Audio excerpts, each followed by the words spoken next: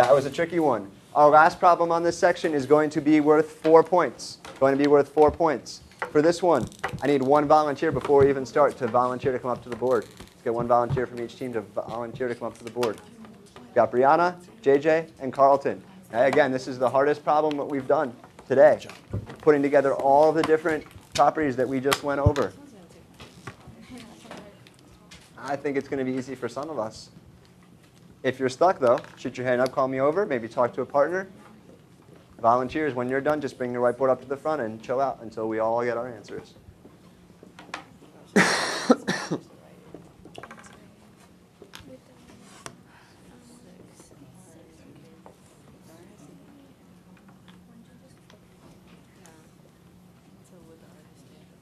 Yep.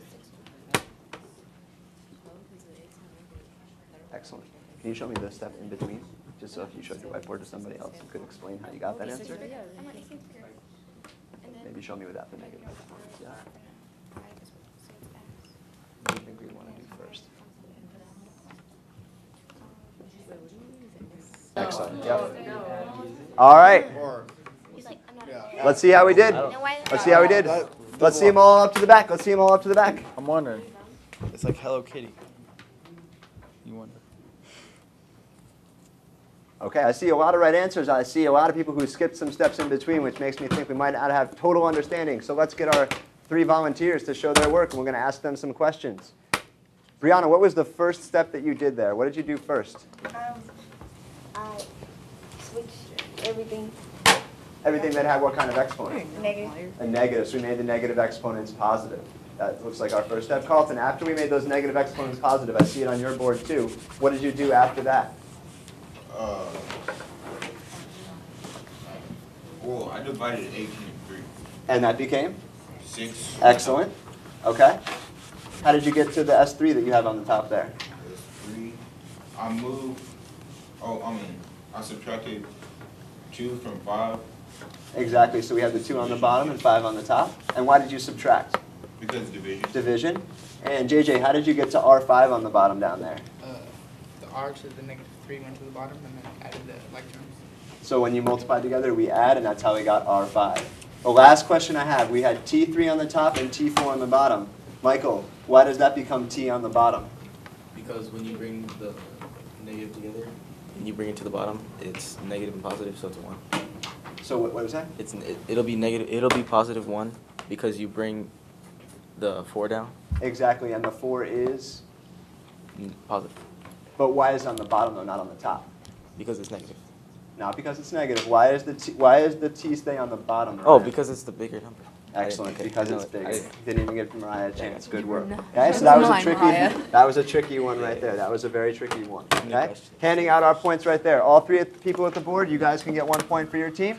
Okay, the most people that had the correct answer with all of the work was in our middle team here, Team Green. So I'll give you guys 3 points. Get 2 points to the red team and 2 points to the blue team. Okay. All right, let's flip back to our notes for the last time today, and I'll help you guys out. Here's our agenda for the rest of class. Okay? We're going to go over one last exponent rule. After we go over the exponent rule, we're done with whiteboard practice. Instead, we're going to have you guys get up out of your seats. You're going to move around, and you're going to face off against somebody else in our class in a game of tic-tac-toe. All right, so get excited for that. The winners of the tic-tac-toe will earn even more points for your team. Okay? All right.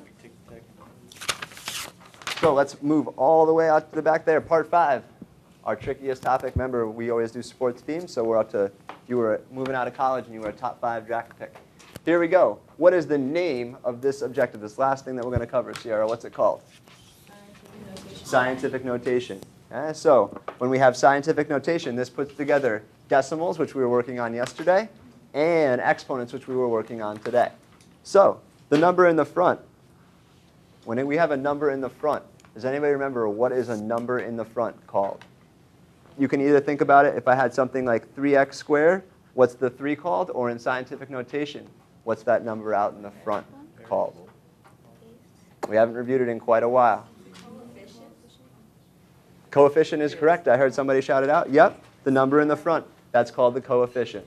So all we're going to do right here is we'll divide our coefficients or multiply our coefficients. So I'm going to take 5.5 divided by 1.1. What would that become, Andrea? 5. 5. Now, I wrote it in nice, big, bold letters over here. When you have scientific notation, you'll use this a lot next year in science as well. Our answers always have to be in the numerator. When you have scientific notation, we can't end up with an answer in the denominator. Everything is in the numerator. So 5.5 divided by 1.1 becomes 5. Then I'm going to multiply times. Here I have 10 to the negative fourth over 10 to the 7th. To simplify these two exponents, we're going to use the exponent rules that we use today. But we have to have our answer in the numerator. So let's start out. Okay, well, when we're dividing exponents, what operation do we use? Subtraction. So to keep our answer in just the numerator, we're going to start off. What we already have in the numerator, we're going to keep that up on the top. So 10 to the negative 4. And then, Kayla, what operation are we going to do with the exponent in the denominator? Subtract. So I'm going to take 10 to the negative 4, and I'm going to subtract 7, because that 7 was down on the bottom. And when we have division, we subtract our exponents. So, Kaylee, I'm going to have 5 times 10. What's my new exponent going to be up on the top there? Negative 11, just like that. Okay? Now, that one might have been a confusing example for you. Let's take a look at a couple more, and we'll make sure we got it down 100%. Let's move into number 5 right here. Starting off with our coefficients, Andrea. What would my new coefficient be there for number 5? 4. Excellent. Is that in the numerator or the denominator? Numerator. So we'll have 4 times 10. Now, Taylor, how would I set up my exponents if I wanted to keep them just in the numerator here? And then you do 4 minus 6. 4 minus 6? Could somebody help Taylor out? Instead of 4 minus 6, there's one thing we have to change about that. Not 4 minus 6, but what, Alessandra? 4 minus negative 6. Because remember, we had a negative down here on the bottom. So Dulce, when I have those two negative signs, what does that make? You add them. Add them, and that becomes 10. 10. So my final answer would be 4 times 10 to the 10th. Just like that. Okay. All right, I want you guys to try letter T on your own. So try letter T there on your own. First, take care of your coefficient. Then, remember, you're dividing your exponents. Yeah. Think about it like this. If you took out the decimal points, this would be 24 divided by 12, right? Oh. So that would be, yeah, you're right. Yeah, I was right. And then times 10 to the, So you just do the exponent on your own, okay? Yep. Come on, 8 minus 3, negative 8 minus 3, not 12. I moved this up here. I got this. Okay, so you have to divide. Do I subtract it? So it's gonna be negative 3, which would be 5. It would be negative 8 minus 3. Yeah. When you bring it up, it just becomes negative 3. Oh, Right, and then you add, because you're on the Oh, same so side. it's negative 11. I had it right Good. the first Yep, you had it right the first time. Yep. Should you divide Yeah. the 4 into 2? Would it be 2.2 or? Well, here's how I think about it. If we have a decimal point here and a decimal point there, can I move it over 1? Yeah. Yeah. How about if I made it 24 over 12? What would that be? 2? 2, so not Okay, so- 2.2, it would just be 2. And So then the yeah. 11 would be negative like that? Perfect, that answer would be correct. Okay. All right, I'm going to call on one person to give me their answer. After they give our answer, let's all give a thumbs up or a thumbs down. Here we go. Alex, what'd you get there for letter T? 12 times 10 to the 11th. What do you guys think? Thumbs up or thumbs down? Okay, it should be thumbs down. Let's go to somebody else. Try to find the right answer. What did you get there, Jacob? 2 times 10 to the negative 2 times 10 to the negative? 11. Negative 11? How many people, what do you guys think? Thumbs up or thumbs down on that answer? That's right. Good, that is thumbs up. Now, Jacob, I need you to help us out then. Some people were confused about the decimal. If I have 2.4 divided by 1.2, how did you get 2 there? Because if you times 1.2 by 2, it would equal 2.4, so I did that. That's one way to think about it. Could somebody else give us a little trick or maybe a hint on how to figure this one out? What do you think, Carlton? All right, so you move the decimal point to the right, then it'll be, it'll look like 24 divided by 12. And 24 divided by 12 is? 2. 2. So that's another way to think about the number out in front. How about 10 to the negative 11? Some people had 10 to the 11. Who could explain? How would we get to negative 11 right there? What did you do, Brianna? Minus the 3. Say again? I subtracted the 3. So what did you start with? Negative 8. Negative 8, and then you? Subtracted 3. Subtracted 3. So negative 8, we're moving over 3, gets us to negative 11. So we had about 80% of us get that one right. Last whiteboard problem of the day. Let's all try letter U. Let's all try letter U.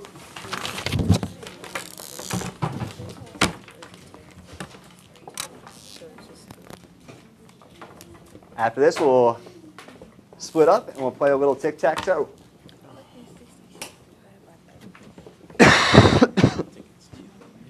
Remember, if you're having trouble with the decimals, maybe use Carlton's trick.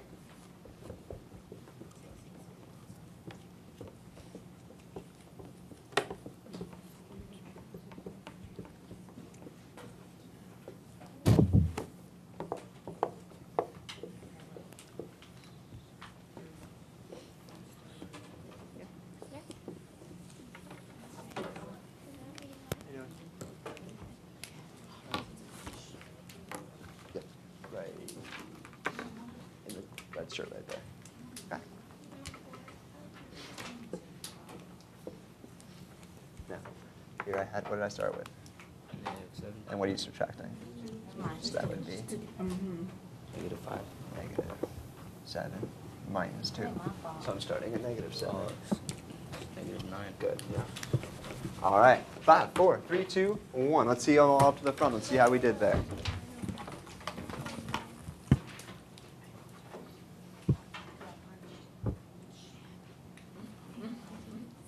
All right. Point to which one you agree with.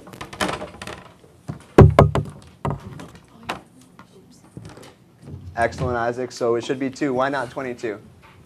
Because you just divide 33 by 66. Yeah, or 66 divided by 33 is not 22. That would be just 2. Just 2. All right. You guys can take your whiteboards. Please put them in between your desks. You can take your markers and put them away on the front of your desk there. All right. And next, some of us are going to have to get up and move around our room a little bit. Okay? So right now we've got 3 scores for our 3 different teams. Okay? You're going to get up from your seat right now and you're going to face off with a member of a different team. The activity of tic-tac-toe has questions from all throughout the entire period today. So some questions will be on quotient power, some will be on product, some will be on scientific notation. I've also even put some challenge problems in there that we didn't talk about to see if you guys can get them all on your own. Okay? So if you're sitting in this row right here, I'll say, and this row right here, you guys are going to stand up and find a seat next to somebody on a different team. So go ahead, stand up, find a seat on somebody from a different team. Alex, you can just join in with whatever person is on your own. You can leave your stuff. We're going to go back to our seats at the end of class today. We'll go back to our seats at the end of class today.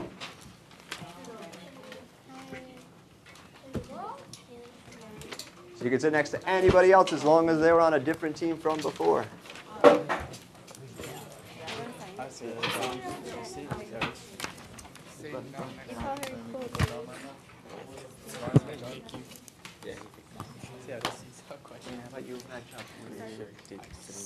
we get 1 per people? All right, is there any partner pair that does not have one of the tic-tac-toe boards? We're all good? Okay, so we've done tic-tac-toe before, but I'll just explain one more time for you guys, okay? Start off, whoever is sitting on this side of the room, you can choose any problem on here. Solve the problem when you are done, and only when you're done, box in your answer. If you're not the person solving, so if you're sitting on this side of the classroom over here, wait until the person boxes in their answer. Follow along with their work. If you see them make a mistake, once they box in their answer, then just tell them you made a mistake and explain what the mistake was. If you don't see a mistake, then give them a check mark and move on. Okay? So if you get the problem right, you get that box. If you make a mistake and the other person catches you, then they steal that box away from you. Okay. To get tic-tac-toe, you have to get either 4 across, 4 up and down, or one of the diagonals. Okay. Does anybody have any questions? Yes, Colton. So is there like a free space down here, or what? There is a free space down on the bottom, but it's actually not a free space. The free space is actually going to be, you guys can all copy this in right now.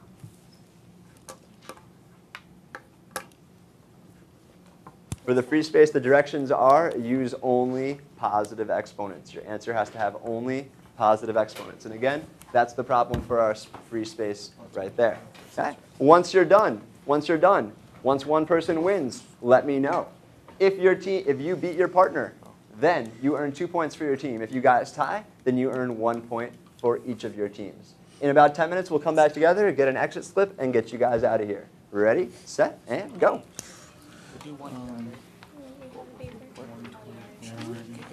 So watch their work as they're solving. Try to find a mistake. If you find a mistake, then you can get that space and take it away from them. Put time is 10.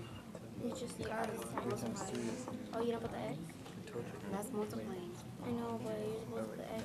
That's still the same. If you